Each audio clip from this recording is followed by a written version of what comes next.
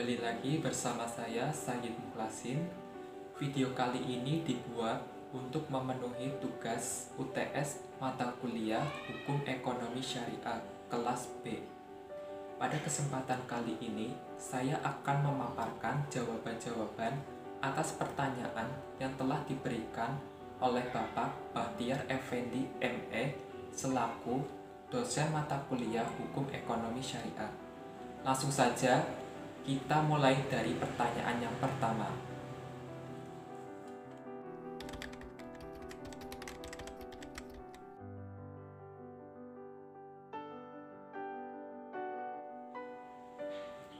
Asas ikhtiyari atau sukarela. Dalam Quran Surat An-Nisa ayat 29 dijelaskan bahwa segala transaksi yang dilakukan harus atas dasar suka sama suka atau kerelaan dari masing-masing pihak, serta tidak ada tekanan, penipuan, dan paksaan. Selanjutnya, asas taswiyah atau persamaan dan kesetaraan. Asas ini menjelaskan bahwa di antara manusia harus saling melengkapi atas kekurangan yang satu dengan yang lainnya.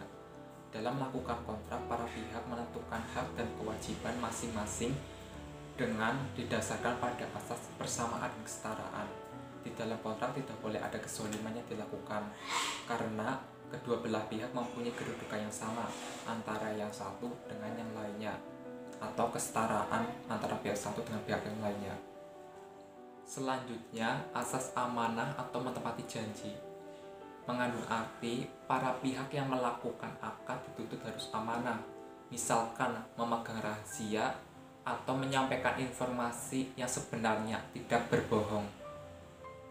Selanjutnya, asas saling menguntungkan, yaitu suatu prinsip yang mengedepankan kepentingan bersama. Oleh karenanya, kepentingan bersama haruslah didahulukan tanpa menimbulkan kerugian atau memberatkan.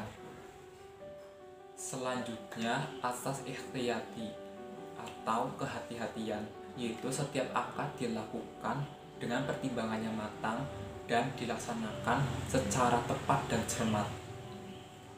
Selanjutnya, asas luzum, yaitu tidak berubah, terhindar dari spekulasi dan maisir. Setiap akad yang dilaksanakan hendaknya mempunyai tujuannya jelas dan diperhitungkan dengan cermat, sehingga terhindar dari praktik maisir dan spekulasi. Selanjutnya, asas kemudahan atau taisir. Setiap akad yang dilakukan hendaknya memudahkan masing-masing pihak supaya dapat melaksanakannya sesuai dengan kesepakatan. Selanjutnya, asas transparansi atau terbuka dan penuh tanggung jawab. Setiap akad dilakukan dengan pertanggungjawaban para pihak secara terbuka. Transparansi juga dapat diartikan tidak adanya tipu muslihat. Semua hak dan kewajiban masing-masing pihak diungkap secara tegas dan jelas di dalam akad.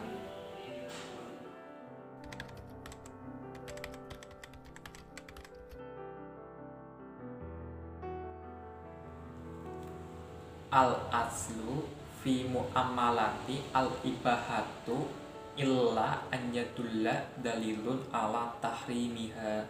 Artinya, pada dasarnya semua muamalah itu diperbolehkan terkecuali ada dalil yang mengharamkannya. Maksudnya, semua yang berkaitan dengan muamalah yang tidak ada ketentuan anjuran maupun larangan yang terdapat di dalam dalil Al-Quran maupun hadis, maka hal tersebut diperbolehkan. Contohnya, seseorang yang menjual minuman keras di suatu toko. Pada dasarnya kegiatan berjualan diperbolehkan. Namun, karena yang dijual merupakan barang haram yaitu minuman keras, maka berjualan minuman keras dilarang karena ada dalil yang mengharamkannya. Al-ajru wa dhamanu la yajtami'ani. Artinya, pemberian upah dan tanggung jawab untuk ganti rugi tidak berjalan bersama. Yang dimaksud dengan doman atau ganti rugi dalam kaidah tersebut adalah mengganti dengan barang yang sama apabila barang tersebut ada di pasaran. Jika tidak ada di pasaran, maka membayarnya sesuai harga barang. Contohnya, Seseorang yang menghilangkan barang yang dipinjamnya, maka dia harus menggantinya dengan barang yang sama atau mengganti ruginya dengan membayar sesuai harga barang tersebut. Selanjutnya, ma jaza bai'uhu jaza rohnuhu. Artinya, apa yang boleh dijual boleh juga digadaikan.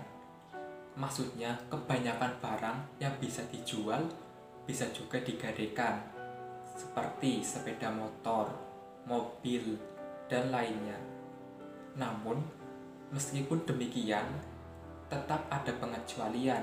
Misalkan, pohon kayu jati dan lainnya yang masih tertanam bisa pula dijual, tetapi tidak bisa digadaikan karena masih tertanam dan tidak bisa dipindahkan maupun diambil manfaatnya.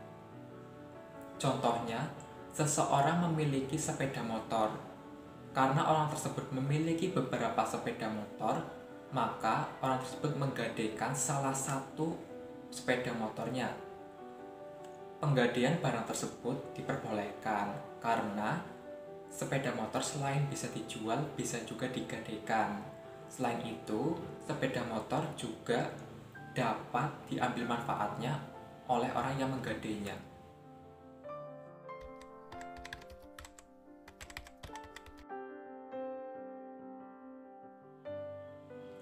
Adam al-Tadlis, yaitu suatu upaya untuk menyembunyikan cacat pada objek kontrak dan menjelaskan dengan gambaran yang tidak sesuai dengan kenyataannya untuk menyesatkan pihak yang berkontrak dan berakibat merugikan salah satu pihak. Adam al-Gharar merupakan semua jual beli yang mengandung ketidakpastian dan keraguan tentang adanya komoditas yang menjadi objek akad, ketidakjelasan akibat, dan bahaya yang mengancam antara rugi dan untung. Dalam Islam, horor adalah perkara yang dilarang dan haram hukumnya. Perbedaan antara Adam al-Tadlis dengan Adam al-Gharar, yaitu pada Adam al-Tadlis terdapat informasi yang tidak lengkap dan hanya diketahui oleh salah satu pihak saja, sedangkan pada Adam al-Gharar terdapat informasi yang tidak lengkap yang melibatkan kedua belah pihak. Jadi, kasus horor terjadi apabila ada unsur ketidakpastian yang melibatkan kedua belah pihak.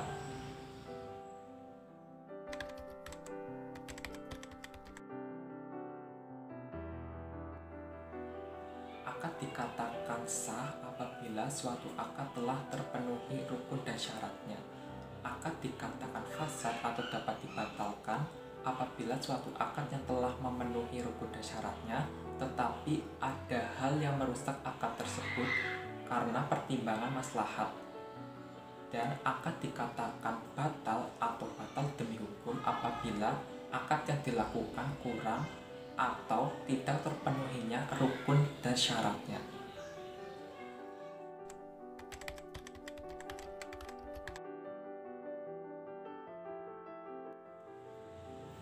Prinsip Adam al-Tadlis, yaitu suatu upaya untuk menyembunyikan cacat pada suatu objek kontrak dan menjelaskan dengan gambaran yang tidak sesuai dengan kenyataannya untuk menyesatkan pihak yang berkontrak dan berakibat merugikan salah satu pihak.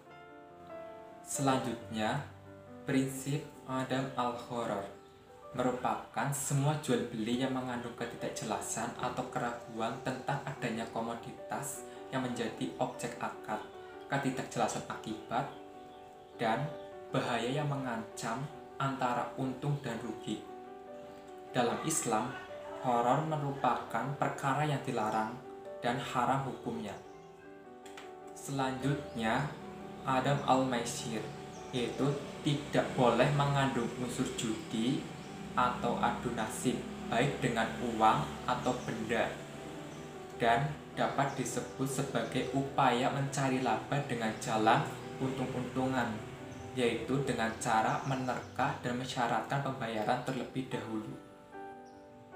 Selanjutnya, prinsip Adam al-ihtikor wa al-taksir, yaitu tidak ada suatu maksud untuk menimbun barang atau harta.